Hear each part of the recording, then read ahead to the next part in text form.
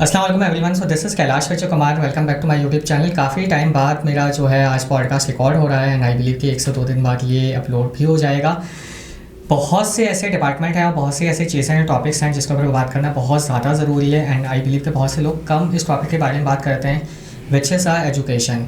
Education life में बहुत ही ज़्यादा एक इंपॉर्टेंट रोल आपकी लाइफ में अदा करता है, ठीक है। और ये बहुत कम लोग बात समझ पाएंगे क्योंकि जो लोग एजुकेशन हासिल कर सकते हैं या कर लेते हैं उनको ये फैक्टर और ये जो डिफरेंस है बहुत ज़्यादा अच्छे तरीके से समझ आ जाएगा कि जब आप एजुकेशन हासिल नहीं करते हो तब हासिल करने के बाद अपनी पर्सनैलिटी में ग्रूमिंग में कितना डिफरेंस आता है। सो आज मेरे साथ जो गेस्ट मौजूद है वो एक एजुकेशन डिपार्टमेंट से उनका ताल्लुक़ है। So without wasting further time आज के गेस्ट को इंट्रोड्यूस करते हैं मिस गदिया फातिमा। अस्सलाम वालेकुम। वालेकुम सलाम। कैसे हैं आप? अल्लाह का शुक्र, मैं ठीक। आप बताएं कैसे? बिल्कुल ठीक है। काफ़ी टाइम बाद फाइनली आज हमारा पॉडकास्ट रिकॉर्ड हो रहा है। क्या काफ़ी टाइम बाद वाकई फाइनली आई थिंक कि हमारा कोई ऑलमोस्ट कोई 15-20 डेज पहले से अलाइन हो रहा है और होते होते फाइनली वो आज हो रहा है। या वो टाइमिंग्स आपको पता है, अक्सर मीटिंग्स हो जाती हैं एजुकेशन सेक्टर में, फिर कॉर्पोरेट डिपार्टमेंट में मीटिंग्स तो उसमें फिर वो स्किप हो जाती हैं चीज़ें। बिल्कुल ऐसा। फाइनली फिर मैंने कल डिसाइड कर लिया था कि नहीं यार मुझे आज तो जाना है। नहीं ज़रूरी था और बहुत ज़्यादा, क्योंकि इस टॉपिक के ऊपर मैं खुद भी बात करना चाह रहा था। सो थोड़ा सा इंट्रोडक्शन आप अपने बारे में बताएं, ठीक है, कि किस दायरे से आप मुंसलिक हैं और आपका काम क्या है, फिर उसके ऊपर हम लोग डिटेल से बात करते हैं। ठीक है। Basically I am Ghania Fatima from inspired solutions provider. Okay. अच्छा, मेरी 2 कंपनी है। It's a group of company. Inspired solutions provider is a marketing agency in which we are providing 4 services, that is digital media solution, जिसको आप आसान लफ्जों में social media marketing कहते हैं in every platform. और फिर उसी के अलावा जो आजकल हो रही है SEO, इन्फ्लुएंसर मार्केटिंग और एज वेल एज प्रोडक्शन। आईसॉल technology is a sister concern company जो कि हमारी सॉफ्टवेयर से रिलेटेड है। ठीक है। उसमें हम ऐसे भी बिजनेस वन की इम्प्लीमेंटेशंस और सपोर्ट सर्विस प्रोवाइड करते हैं और उसी की इंस्पिरेशन से हमने अपनी ERP डेवलप की थी जो कि है आईसॉल एंटरप्राइज, जो कि डिफरेंट सेक्टर्स, डिफरेंट इंडस्ट्रीज़ में यूज़ हो रही है हमारी। एजुकेशनल सेक्टर्स में भी है और फिर उसके अलावा हमारी टेक्सटाइल में है, हमारी इन्वेंट्री, सेल्स, परचेज, जितने भी हमारे डिपार्टमेंट्स हैं वहाँ पे हमारी अल्हम्दुलिल्लाह ERP यूज़ हो रही है। Okay, nice. And the last one is वही वेबसाइट डेवलपमेंट, जो कि आजकल यूथ आपको वेबसाइट डेवलपमेंट के साइड पे या उस करियर में बहुत ज़्यादा मिलेंगे। बिल्कुल। And mobile application development. Okay. Educational sector की बात करें तो I am from FPCCI member. Okay. ठीक है। एजुकेशनल थोड़ा सा इसको डिफाइन भी कर लो ऑडियंस को कि ये होता क्या है। ठीक है। FPCCI is a federation board of chamber of commerce. ठीक है। जिसमें आप उसके डिफरेंट कमिटीज़ हैं। ठीक है। उसमें आप हेल्थ केयर के बारे में भी है, आपका ब्यूटी के बारे में भी है, आपके एजुकेशनल सेक्टर्स हैं, उसमें IT डिपार्टमेंट्स हैं, डिफरेंट सेक्टर्स हैं वहाँ पे। तो मैं वहाँ की बेसिकली एजुकेशनल सेक्टर में होती हूँ। ठीक है। तो I am not a vice committee member but I am a member just. Educational sectors में आजकल जो है ना बच्चे AI की तरफ ज़्यादा राग़िब हैं। ठीक है। और the future growth is very मतलब समझ लें इम्प्रेसिव ना AI से, क्योंकि फ्यूचर जो है वो अब हमारा दौर 3 चीज़ों का है। एक तो हमारी cyber security, AI and the IT department. ठीक है। पहले के दौर में होता था कि टीचर्स आएंगे, गुड मॉर्निंग, वही हमारा रीतो रिवाज वाला। फिर टीचर ने बोला चलो भाई ये टॉपिक पढ़ेंगे, बोर्ड पे लिखा, एंड देन उनका टॉपिक स्टार्ट हुआ, टॉपिक ख़त्म हुआ, बच्चों से फीडबैक लिया, नहीं लिया, दैट्स इट, ख़त्म। होमवर्क ये आपने डायरी लिख दी, ये आपने घर का आना है घर से, दैट्स इट। बट अब नाउ चूँकि कोविड में ऐसा हुआ कि ऑनलाइन सेशंस, सारी हमारा एजुकेशनल सेक्टर ऑनलाइन सेशंस पे आ गया था। तो उसमें ही होता था अक्सर मैं खुद, हमने आए ऑनलाइन में, हमने जस्ट अपनी एंट्री करवाई, जी टीचर आई एम प्रेजेंट, और उसके बाद हम सो गए। अच्छा, और उसके बाद अब क्लास हो रही है, टीचर भी ऐसे ही था, वो नींद में पढ़ा रहा होता था। और फिर उसके बाद कुछ टीचर्स होते हैं जो कि पैशनेट होते हैं, तो यार जाहिर सी बात है फिर स्टूडेंट्स को भी वो एक्टिव रखते हैं, बट मोस्टली टीचर्स होते हैं वो भी है, दैट्स इट। हाँ भाई अटेंडेंस हो गई, ठीक है, बच्चा सो गया, खत्म। उनका ताल्लुक नहीं है, क्योंकि बहुत से स्कूल्स में भी मसला है, बहुत से कॉलेजेस में मसला है। क्योंकि तुमने सुना ही होगा कि आप, मैं ये कहता हूँ कि जब आप स्कूल में पढ़ रहे हो तो आपको ट्यूशन की ज़रूरत नहीं होनी चाहिए। exactly. लेकिन वही टीचर जो है स्कूल में आपको पढ़ा रहे होते हैं तो इतना अच्छे से नहीं पढ़ाते, लेकिन जब आप उसी के साथ ट्यूशन ले रहे होते हो तो आपको बहुत ज़्यादा फोकस के साथ पढ़ा रहे होते हैं। बिल्कुल। तो ये चीज़ें हैं, कुछ टीचर्स का मसला है जो कि आई बिलीव के सही में बहुत ज़्यादा आई बिलीव के नॉट स्कूल पे डिपेंड होना चाहिए पेरेंट्स को अपनी इन्वॉल्वमेंट खुद भी रखनी चाहिए। बच्चे को स्कूल भेज दिया, वह स्कूल से आया, ट्यूशन भेज दिया, ये हमारी एजुकेशन नहीं होनी चाहिए, ठीक है। पेरेंट्स को खुद भी इन्वॉल्व होना चाहिए, पेरेंट्स खुद भी आए, आके बच्चों से पूछे कि हाँ भाई क्या पढ़ा, अच्छा ट्यूशन में भी क्या पढ़ा दिखाओ, उनसे रिपीट करवाए, रिकॉल करवाए। इट्स अ वेरी नेसेसरी ना कि पेरेंट्स को अपनी इन्वॉल्वमेंट रखनी चाहिए, क्योंकि अक्सर होता है, अच्छा जब हम 9 मैट्रिक के सेशंस में आते हैं ना, तो अगर टीचर्स ये बोलते भी हैं कि भाई पेरेंट्स टीचर मीटिंग होंगी, तो बच्चे घबरा जाते हैं, यार पेरेंट्स को बुलाएंगे, ये क्या क्या बोलेंगे, शिकायतें लगाएंगे। तो हम पहले से ना पेरेंट्स का माइंड बना देते हैं, मम्मा ये भी होगा, मम्मा वो भी होगा, अच्छा ठीक है। अच्छा मेरे साथ अक्सर ये होता था कि मैं कुछ नहीं बोलती थी, मुझे पता था मेरे साथ एक ही बीमारी, मैं बहुत बोलती हूँ। मेरी जो भी कंप्लेन होती थी, मेरी टीचर्स या मेरी इंचार्जेस, भाई गानिया बहुत बोलती है। अब मेरी अम्मा, भाई ये तो खानदानी मसला है, इसका हल मेरे पास भी नहीं है। मैं बहुत बोलती हूँ। सही है, अभी पॉडकास्ट में अंदाजा हो जाएगा आप लोगों को कि कम बोलती है, ज़्यादा बोलती है। नहीं, मैं बोलती हूँ बहुत। सही है। खैर, फिर एजुकेशन सेक्टर में, हाँ चूँकि मैं एआई की बात करी थी, अभी आप लोगों ने देखा होगा रिसेंटली हैप्पी पैलेस में एक मिस एनी का इंट्रोड्यूस करवाया, एआई जनरेटेड टीचर है। अच्छा। जो कि वहाँ की प्रिंसिपल है सदफ भट्टी।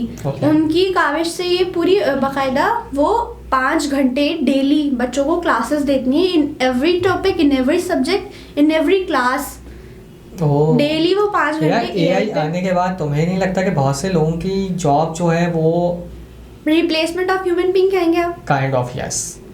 यार मैं नहीं कहती इसको। क्यों? मैं इसलिए नहीं कहती क्योंकि फ्यूचर जनरेशन टीचर ना बच्चे को उस तरह गाइड नहीं करता। यार सर टीचर की बात नहीं है ना, अगर तुम कॉर्पोरेट सेक्टर्स में भी आ जाओ तो बहुत से काम यही सब होने शुरू हो गए हैं, ठीक है। सो अब ऑफकोर्स वो एम्प्लॉयज़ भी कम हायर करेंगे क्योंकि उनका काम आसान हो रहा है, उनके पैसे बच रहे हैं। तो इस तरह तुम्हें नहीं लगता कि जॉब लोगों के लिए जॉब ढूंढना बहुत ज़्यादा मुश्किल हो जाएगा और बहुत से लोग जॉबलेस हो जाएंगे? आपकी बात एग्री करूँगी इस बात पे, क्योंकि आपने जॉब की बात की, तो ये बात बिल्कुल ठीक है, बट हम उसको यूज़ करने के लिए भी तो किसी की ज़रूरत है ना।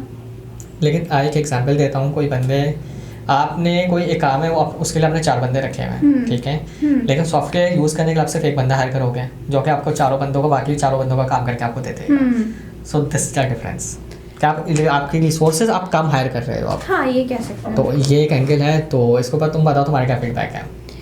यार मेरा फीडबैक, अगर हम एआई से बात करते हैं ना, ठीक है, तो आपका सवाल ये है कि एआई जो है वो रिप्लेसमेंट ऑफ ह्यूमन बीइंग है, इट्स काइंड ऑफ, ठीक है।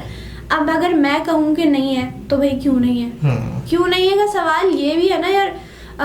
एजुकेशनल सेक्टर में होता है, अगर हम कहें बच्चों के लिए ठीक है एआई, बट वो being a job person, teacher की रिप्लेसमेंट हो रही है, तो स्कूल की जो फाइनेंशियल बजट है वो भी बच रहा है, स्कूल को फ़ायदा हो रहा है, बट वो कहीं ना कहीं टीचर्स के लिए या जॉब सीकर्स के लिए इशू कर सकता है। ऐसा ही वो है। फिर अगर आता है ना भाई, अच्छा अगर टीचर को अपॉइंट कर भी लिया तो सैलरी पे बात होती है, तो कहती है नहीं मुझे तो इतनी चाहिए, स्कूल वाले कहते हैं नहीं हमें तो इतने ही कर सकते हैं हम। ऐसा क्योंकि बजट बच रहा है, वो तो ऑनर कमा रहा है, ऑनर तो वैसे ही कमा रहा है, सफ़र कौन कर रहा है? एम्प्लॉय कर रहा है। तो एम्प्लॉय के लिए मुश्किलात वही वाली बात है जो यहाँ पे हमारे मुल्क में या वर्ल्ड वाइड भी बात करूँ, जो गरीब होता है वो पिसता रहता है, जो अमीर होता है वो अमीर होता रहता है। तो खैर इसके ऊपर आई बिलीव कि बहुत से लोगों के पास आंसर नहीं होगा, मेरे खुद के पास भी इसका आंसर नहीं है, ठीक है, कि यार इसका क्या सोल्यूशन होना चाहिए।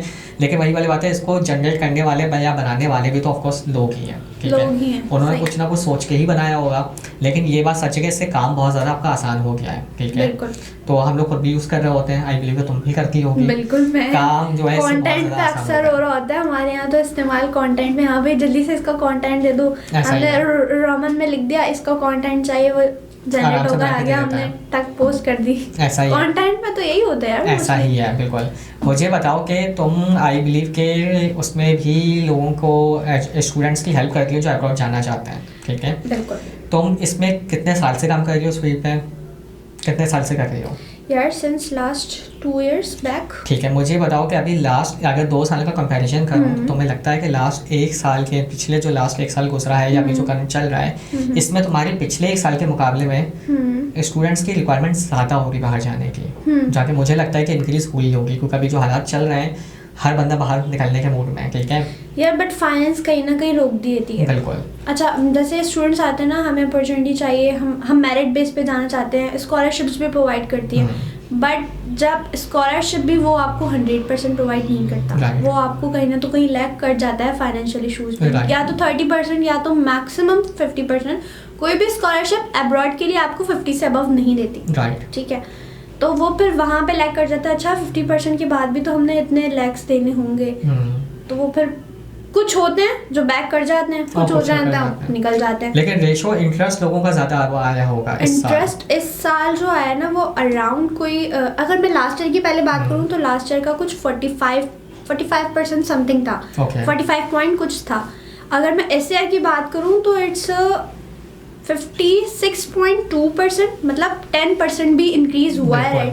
तो ये इट्स अ वेरी गुड ना यार, बिल्कुल बहुत बड़ा नंबर है, ठीक है। यानी अब हर कोई जो है ना वो यहाँ से निकलना चाह रहा है यार। हालांकि मैंने एक पॉडकास्ट किया था, उसमें मैंने ये बात बोली कि बहुत से लोग निकलना नहीं चाहते हैं, मतलब कि पाकिस्तान से ऑफकोर्स मोहब्बत है, हमें भी हज़ार गुना मोहब्बत है, इस पर कोई दौड़ाए नहीं है, लेकिन वही बात है कि हालात ऐसे हैं कि लोग मजबूर हैं निकलने के लिए। यार कुछ लोग ना फिर ये भी सोचते हैं, वो कहते हैं हम ना वहाँ जाकर थोड़ी सी हालात बेहतर करेंगे फाइनेंशियल, ठीक है, हमने वहाँ पे अगर अपना कोई बिजनेस रन अप कर लिया या कुछ कर लिया, हम वहाँ से पैसे कमाकर वापस आ जाएंगे, वो फैमिली को ही आसरा देकर जाते हैं। बट जब वो बाहर चले जाते ना, तो फिर वापसी आने का कोई मूड नहीं होता। सीरियसली मेरे अपने ही घर में है, मतलब है मेरे ब्रदर्स वगैरह, मेरे कजन्स वगैरह, वो बाहर गए, फैमिली उनकी बाहर ही कंप्लीट हो गई, शादी भी हो गई, बच्चे भी हो गए, हमें आना है, हाँ आएंगे, हम साल में एक दफ़ा आएंगे आपसे मिलने के लिए, दैट्स इट।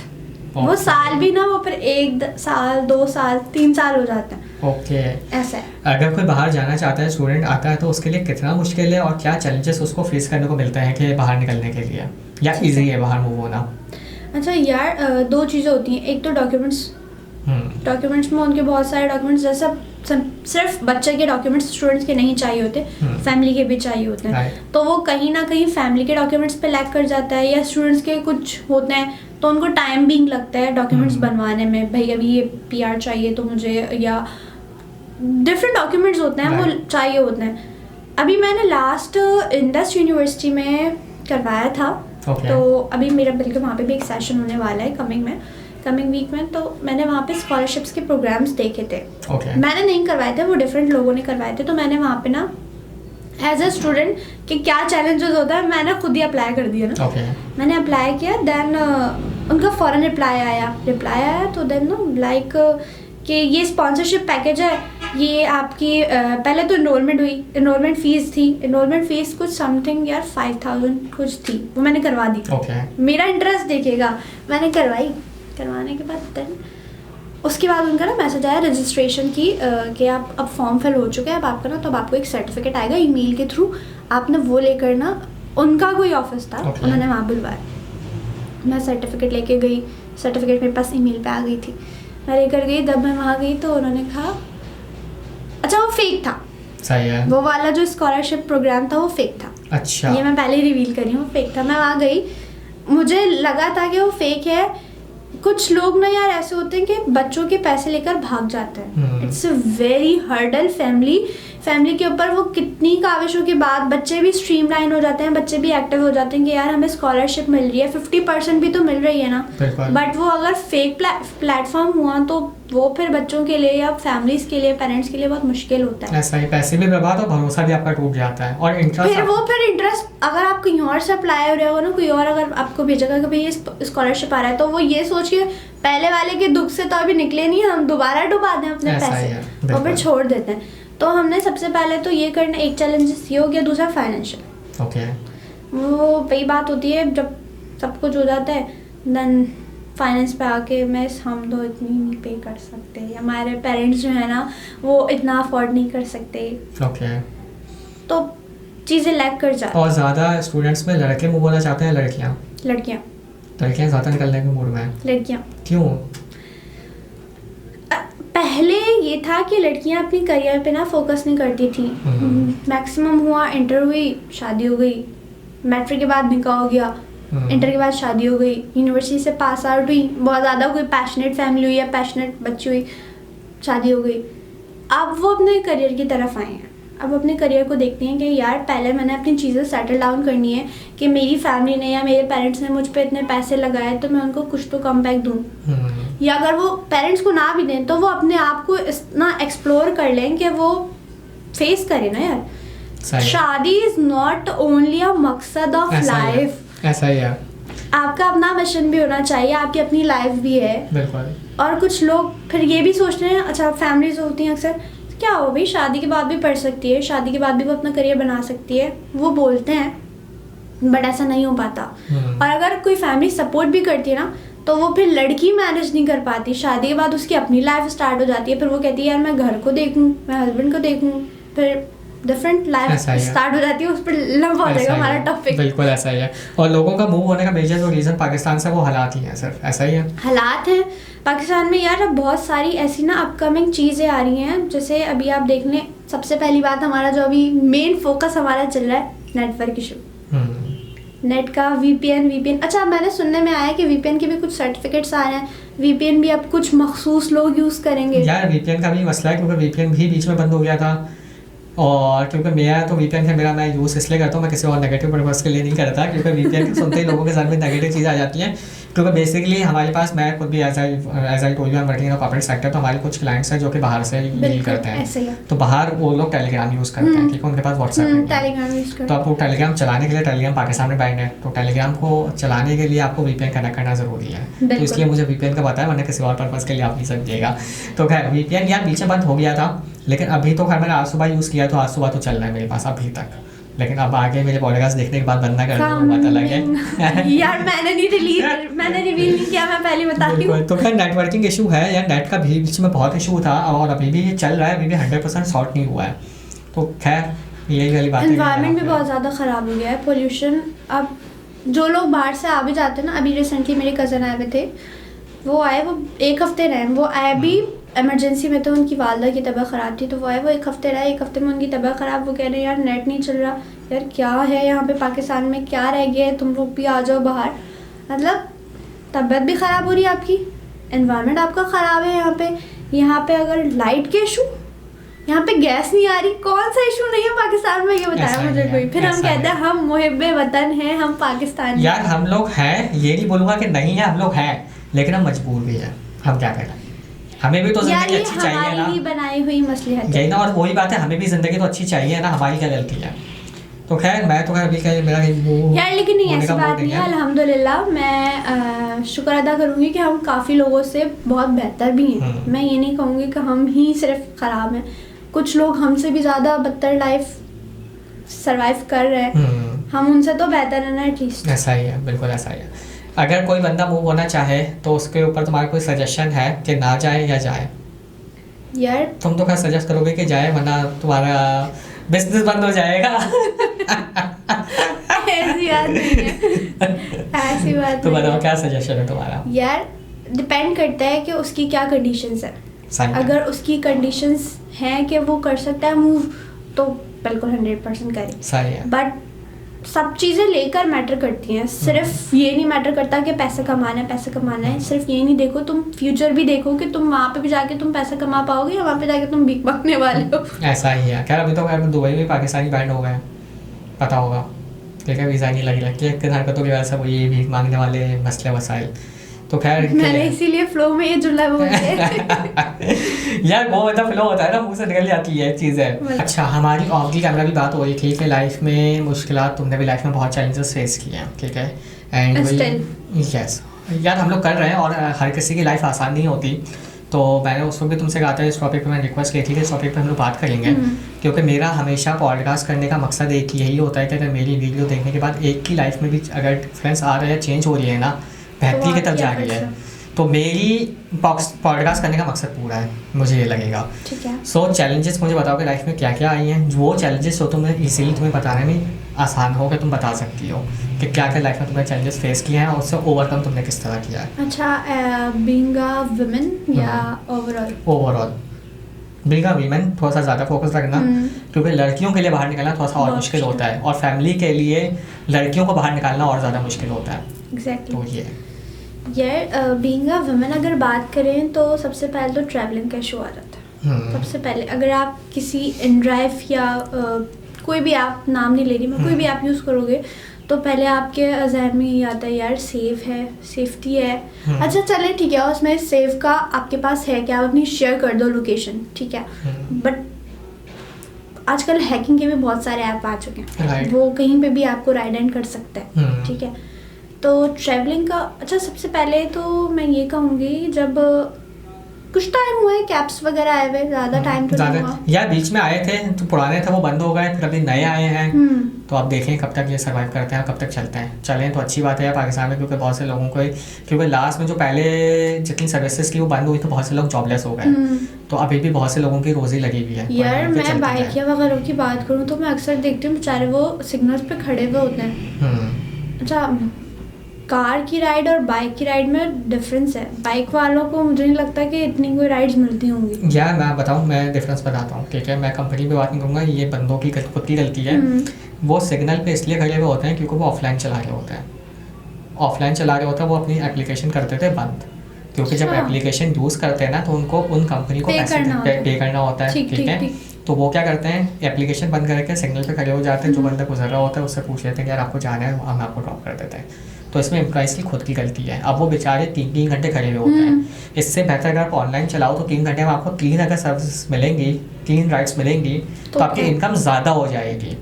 तो इसमें उनकी खुद की गलती है, तो ये डिफरेंस आता है। वरना तुम सिग्नल पे देखोगे ना, मेजॉरिटी सिग्नल पे लाइट पे 3-3 4-4 खड़े हुए नजर आएंगे, वो आप एप्लीकेशन बंद करके ऑफलाइन खड़े हुए होते हैं।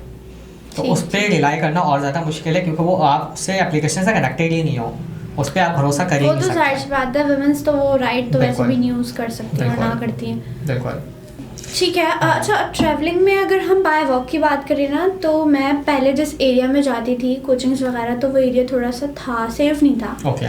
फिर रात हो जाती थी तो वो अक्सर जब मैं जा रही होती ना, तो मेरे साथ एक सीन हुआ था ऐसा कि मतलब मैंने मोबाइल अंदर रखा हुआ था, बैग में ही था मेरा मोबाइल, बट उस वक्त वही कीपैड मोबाइल था मेरे पास, ये स्मार्ट मोबाइल भी नहीं था। ओके। कीपैड मोबाइल था, वो मेरे बैग में ही था। देन वो सामने से आया, अच्छा वो एक राउंड लगा के गया बाइक पे, फिर वो दोबारा आया, तीसरी दफ़ा आया। मैंने कहा यार ये लड़का अभी एक दफ़ा गया, 2 दफ़ा गया, तीसरी दफ़ा आया। अच्छा पहली दफ़ा में उसने नहीं कुछ कहा, दूसरी दफ़ा में उसने कुछ भी नहीं कहा, तीसरी दफ़ा में वो गया ना, तो वही जो लड़कों की आदत है, सुभान अल्लाह माशाल्लाह, सारी तस्बीहां वो लड़कियों को देख के पढ़े होते हैं। वो गया, मैंने कहा अगर ये अब चौथी दफ़ा आएगा ना तो अब तो मैं इसको मारूंगी। मैंने पत्थर भी उठा लिया। वो चौथी दफ़ा आया, उसने बाकायदा मेरा ना बैग खींचा। अच्छा ये बात मेरी फैमिली में भी नहीं पता, अम्मी को नहीं, खैर मैंने बता दिया था। यार बहुत गलत हरकत है लड़कों की। उसने मेरा बैग खींचा, मैंने कहा यार मुझे समझ नहीं आया, मैंने वही पत्थर उसके सर पे मारा और उसके लिटरली लगा, पहली दफ़ा मेरा निशाना बिल्कुल पक्का लगा और उसके सर पे लगा, वो गिर भी गया बाइक से, वो गिरा बाकायदा। उसने गिर के लड़कों की वही आजकल तो नॉर्मल है, उसने दी गालियाँ दी। और उसके बाद मैं वहाँ से स्पीड में भागी हूँ, कोई इतनी स्पीड में भागी हूँ। मैं भागने में जब मैं रोड पर आई ना तो एक अंकल आ रहे थे, कहने क्या हुआ बेटा क्या हुआ। मैंने कहा भाई यहाँ पे इस तरह ऐसा ऐसा हुआ है। तो कह रहे हैं अच्छा बेटा बैठो बैठो मैं आपको छोड़ दूँ। उनकी धड़कन अलग जग गई यार। पहले मुझे लगा शायद वो मुझे सहारा देंगे या वो मुझे बचा लेंगे, तो वो अपनी धड़कन शुरू करना आ गई, आजो बैठो बैठो। मैंने व्हाट द हेल, मैं वापस फिर भागी। फिर खैर सेट हो गया, रोशनी की तरफ आ गई थी तो सेट हो। तो बीइंग अ वुमेन अगर हम बात करें या ओवरऑल भी बात करें तो अब लड़कों के लिए भी है, मैं ये नहीं कहूँगी कि लड़कों के लिए नहीं है। होता है हम वुमेन शुरू रहते हैं, लड़कों को हम साइड पिक कर देते हैं, तो अब लड़कों के लिए भी है। मैं लड़कों का केस बताता हूँ। अभी एक केस है, ठीक है, एरिया का नाम नहीं लूँगा। 4 लड़कियों ने एक लड़के को किडनैप किया है। लड़कियों ने? हाँ, उसको यूज़ किया प्रॉपरली, इंजेक्शन लगा के, और उनको लड़कियों को लगा के लड़का जो है मर गया है, वो रोड पे फेंक के चली गई। लड़के बेचारा जिंदा था, उसने फिर घर पे कॉल की है, उसके बाद वो 1-2 महीने हॉस्पिटलाइज रहा है हॉस्पिटल में।